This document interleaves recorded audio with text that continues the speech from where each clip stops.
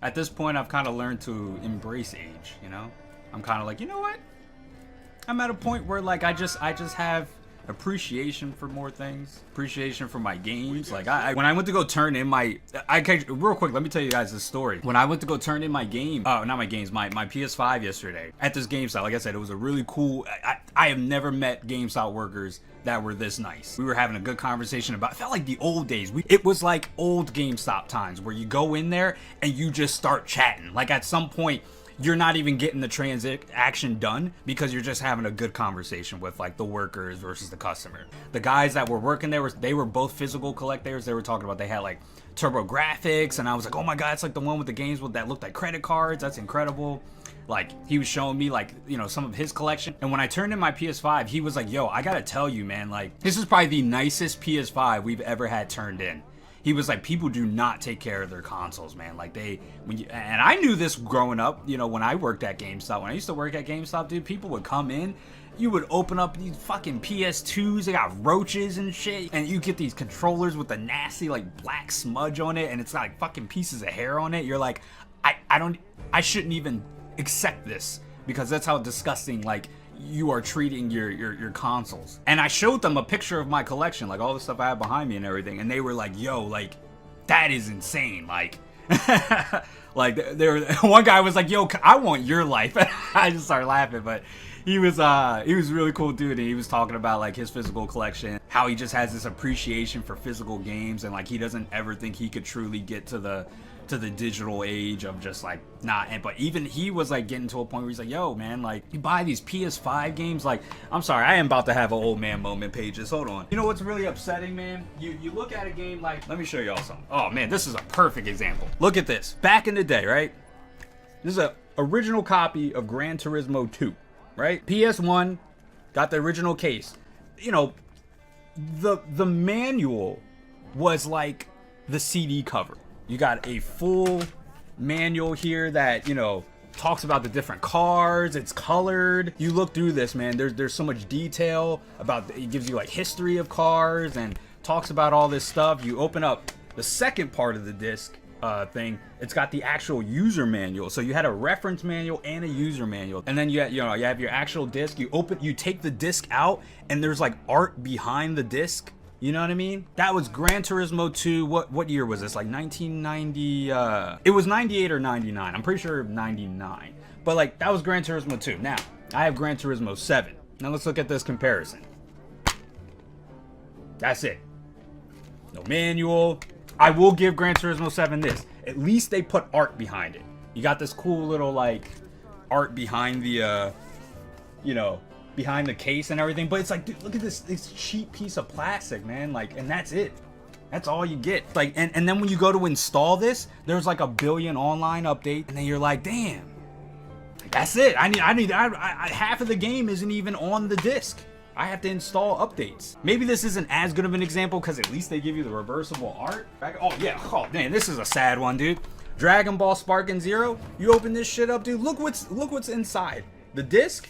And then you got this like ugly ass like warning thing. That's it. That's all you got. You know what I mean, man? It's just, and me and this GameStop worker, bro, we talked for a while about this. About like just how it almost doesn't feel worth it to buy physical copies of games anymore, man. And like that's why I cherish this collection so much, man. Go as far back as the original Sonic the Hedgehog game, not for resale. I definitely bought this on resale. You open it up, man, like these colorful, beautiful manuals, man. Look at like the art. This almost brings a tear to my eye, like how incredible it is. Like the back just has so much personality. At least they're putting a reversible cover.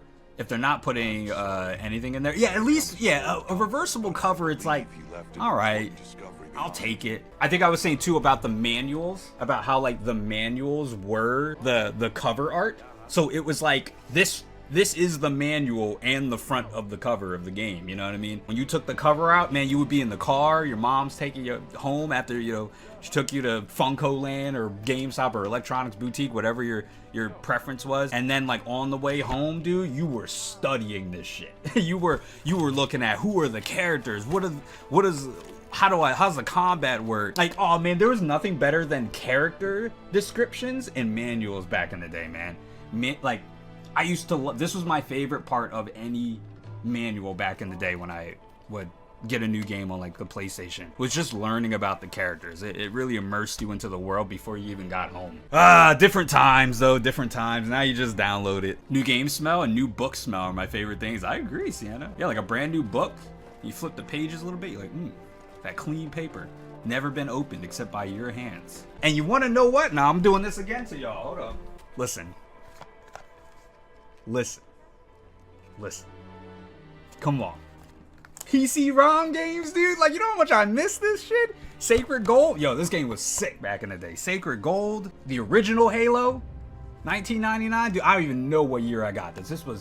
I think I got this in like 2003 or something. Old PC ROM games. I have original World of Warcraft. Like over 6 million players. It has the opening where you open up the whole thing. Look how cool that is, man. That is so sick, dude. This made you just want to like, yo, I'm getting online as soon as I get home. Yeah, man. Still got all my CDs in here too. All the like installation instructions.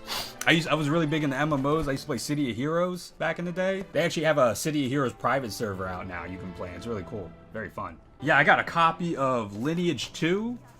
You guys ever played Lineage 2?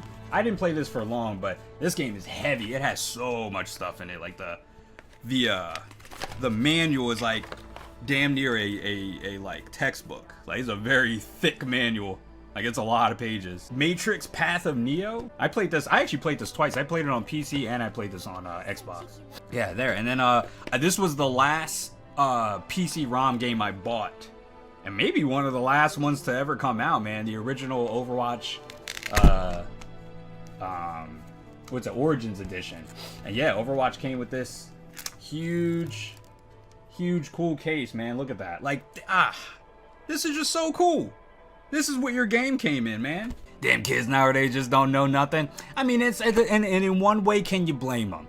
You know, they're not introduced to any of this. I've met kids when I worked at that school, you know, there were some kids who were really into retro games and they thought it was really cool, but guess what? A lot of them wanted to get into it, but like, they're like, hey, I'm 13 years old. I can't afford Xenogears on the PS1 for $230. And I'm like, I get it. Go emulate it, kid. I'm not a person who tells you to go just get shit illegally, but hey, man, you can't buy these games at an affordable price. That's why, like, you know, I'm always willing to like, I hate the term like say, oh, I'm trying to educate these kids. It's like, no, if you want to come in and learn it. But like, I always like to inform people of like, you know, what it was like then and what games did for people then, what they can do for you now with like keeping all of that. Like, if you tell me to pick out any game from back here, point to one random game, I can pull it out, tell you where I bought it, what the memory is, did I play it or not, did I beat it, and what my like true like attachment is to it. You know what I'm saying? Like, I can tell you exactly everything about that game. I can pull anything out of my shelf, and there is an attachment and a memory behind it. And I think that's a cool thing when you can wake up, come into your game room or whatever, look at your collection, and then just look at the library of shit you have, and you're like, you know what, damn, dude, I remember, yeah, Tomba, dude, I remember it was like Christmas 1998. I opened up my presents, opened up Tomba, thought it was the strangest game, discovering when I held circle and hit the blackjack onto the little stretchy things on the first level, it shot out fruit and it gave me extra health, and that like helped me get past the first like section of the game. Like, I can remember all these little memories, man, and it's like, that shit's special, dude. Pull out the rarest game that you know in that collection. You know what? I think maybe, what's it called? Hold on, I got one for you. I don't know if this is the rarest, but this is definitely a very rare game. Hold on. You ain't finding this game anywhere. I'll tell you that right now. You are not finding God Hand in, like, any store. Still complete. I got the manual and case, everything. God Hand, yeah. Capcom, old PS2 game. Yeah, you can't, I don't know anyone who physically, I know, like, one person who physically owns this game. These are probably my rarest. You know what's funny? DS games, it's crazy to think that DS games are so rare now, right? I'll tell you this right now. These are both sealed. Never open. You can still see the plastic, right? Both see the plastic. The Game & Watch collection from Club Nintendo. You had to get these ordered when you earned enough points. I don't know anybody who has these except, like I said, I know one guy who's also a collector that has a lot of the stuff I have too. But like, you couldn't buy this in a store. you had to order these from Nintendo when you earned enough points. Tokyo Beatdown, they did not make a lot of copies of this game. Anybody remember the MMO RPG Ragnarok Online? It's a Korean MMO made by Gravity. They ended up making a DS version of the game years and years ago. Yeah, man, I still have a physical copy with the little like trading card things inside. It has like, they're almost like little like business cards almost. They have like different codes for different stuff, and yeah, I actually don't know anyone who owns this. This is like a total of like $500. These are like the rarest games in my collection, probably, in terms of, well, value. Kind of like these are the two most expensive. I don't know why. I hear it's just because they didn't print a lot. So the first one, Commando Steel Disaster, it's kind of like a Metal Slug clone, and the other one is this Little Red Riding Hood's Zombie Barbecue. And it's a very interesting art choice for Little Red Riding Hood. This is pretty rare too. I've showed this off on the channel. Unfortunately, it has a tiny scratch on it. So it's sealed, but it definitely has like it has like little rips on the plastic. I've had this for so many years. I've owned this for over 2 decades, and that is a sealed copy of Yu-Gi-Oh! Forbidden Memories. It's unfortunate, but it does have like the official PlayStation, you can see like the official seal right there. It's like right there. Official seal, has never been opened. Still has like the original shrink wrap. This is like one of my most treasured ones. This game sucks. This game is not good either. This game is not that good, but it's just something rare and cool that I own, and you know, I'm proud to own it. Yeah, having that stuff is awesome. So N64, I don't own any N64 stuff. I wish I had some N64 games. What about Dragon Ball Z Ultimate Battle 22? Oh, I don't have that. Game sucks, right? That game sucks too. But I don't own it. I wish I owned it. That was a game from my childhood. I played it a lot. And I convinced myself as a kid that it was a good game. No, that game sucks. But that would be amazing if I owned that. I would love to have that. I could talk about this stuff for hours. I could literally talk to you guys about stuff in my collection for hours, and memories and things that why I got them. Like, oh man, yo, oh man, like look at these. Hold on, I'll show you guys these. So this is a funny one, right? Bugs Life, man. Bugs Life on the PS1. Like this is, oh man, like I can picture the day, dude. And I remember I had this little tiny crate. It was like a little green plastic crate, probably cost like $1. And I had all my PS1 games stacked in it. And I remember when I got this on Christmas, and I put it in. This is the first game on the PlayStation 1 I ever beat.